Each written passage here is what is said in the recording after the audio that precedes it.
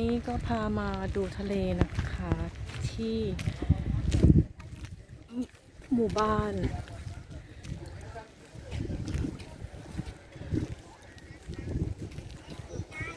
อะไรนี่ดูก่อน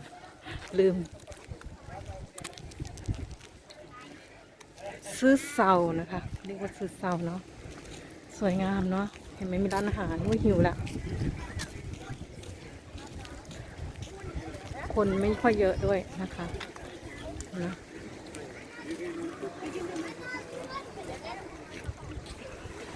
มีผู้หญิงไทยนั่งด้วย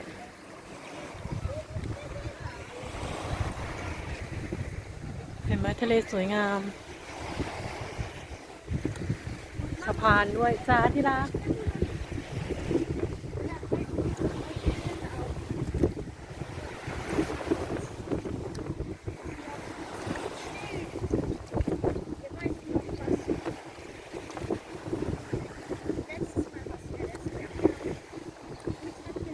วิวสวยๆเนาะเห็นไหมคะวิวสวยมากๆเลยค่ะ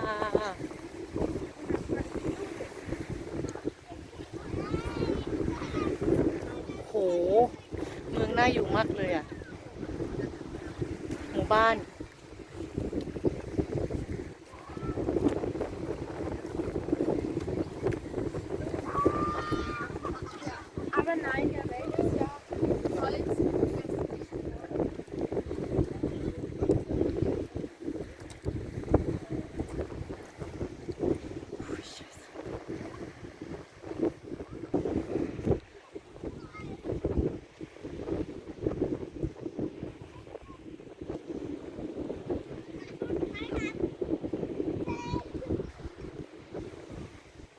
เมืองน่าอยู่มากเลยหมู่บ้านน่าอยู่มากๆเลยค่ะเห็นไหม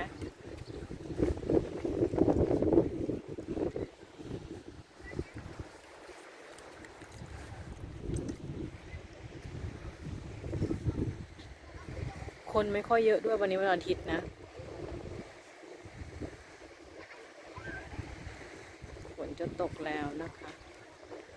ขอบคุณที่ติดตามชมค่ะ